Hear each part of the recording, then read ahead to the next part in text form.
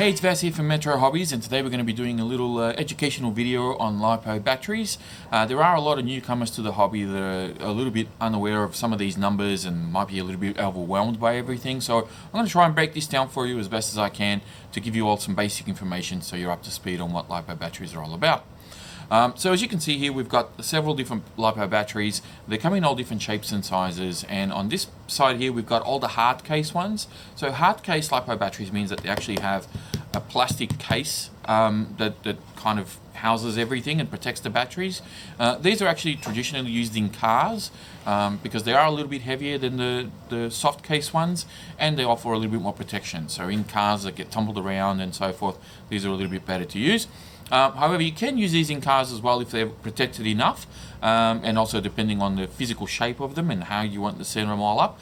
But traditionally these tend to be used more in aircraft, and they don't have that plastic casing around them. So they do have a little bit of protection, and then they have this shrink wrap over the top. These are usually thinner, lighter, and so forth, hence the reason why they're mainly used in aircraft. Now, as far as all the numbers and all the digits and everything that's on the casings here, we'll go through them very quickly here. So the big number, which is this 5200 milliamp, the 2200, 33, 5000, 5000. This is your milliamp capacity. So think of it as the size of your fuel tank. So the bigger that number is, the longer the battery is going to last in that aircraft or RC or car or whatever. Now, the only thing is, as you'll notice, is that the smaller milliamps are obviously a smaller size battery, and then the bigger milliamps, they get a much physically bigger battery. So same sort of thing can happen with the hard case packs as well, where you get to a point where the physical size of the battery may not actually fit in the RC that you want to use it in. So if an RC is designed to run on a 2200 milliamp and you think that you might be able to run a 5200 to get a longer run time, well, obviously there's a compromise there, which size and weight, which can be a bit of an issue to overcome. So that's just something to keep in mind.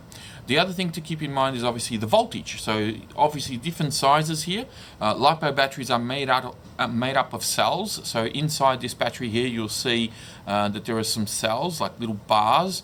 So these are referring to the cells in the actual LiPO itself. Each cell has a nominal voltage of 3.7 volts, and you just multiply that 3.7 by however many cells are in there. So in a 2-cell, for example, the 3.7 times 2 is 7.4. A 3-cell is 11.1. A 4-cell is 14.8.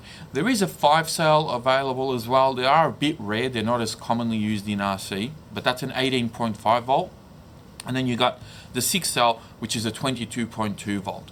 Now, with all of these, you can run them in series and obviously multiply them. So cars that run like an 8S power system, which are two 4S batteries, you connect those in series, and then you get your 8S capacity there. So when you have these made up of cells, you can see there that they also correspond to the voltage. So that's what all the voltage is on these particular batteries. And then we've got another number that can confuse a few people, especially the newcomers to the hobby, and that's the C rating. So these ones here say 30C, these ones say 50C. So what does that actually mean? The C rating is a discharge rating for the battery themselves. So think of it as a little miniature fuel pump in the battery itself. So the higher that C rating is, the more powerful that little internal fuel pump is. So based on the demand of the RC that you're using the batteries in, the battery needs to be able to deliver that power to the car or to the plane or whatever, and you need to make sure that you have a high enough C rating to accommodate that power demand, and that's essentially what the C rating is. A lot of the times, most like the middle of the range batteries will have like a 50C, maybe a 40C.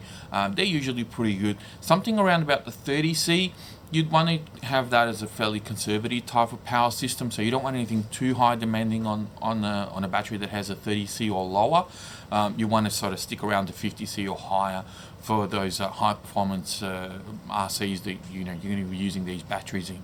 So essentially that's the bare basics of these LiPO batteries. You'll notice that obviously they come in a variety of different connector types. We've got EC5 here, XT60, XT90 for the bigger ones here. They all have balance leads, which are these little white plugs. These are used for charging, which we can cover in another video later on.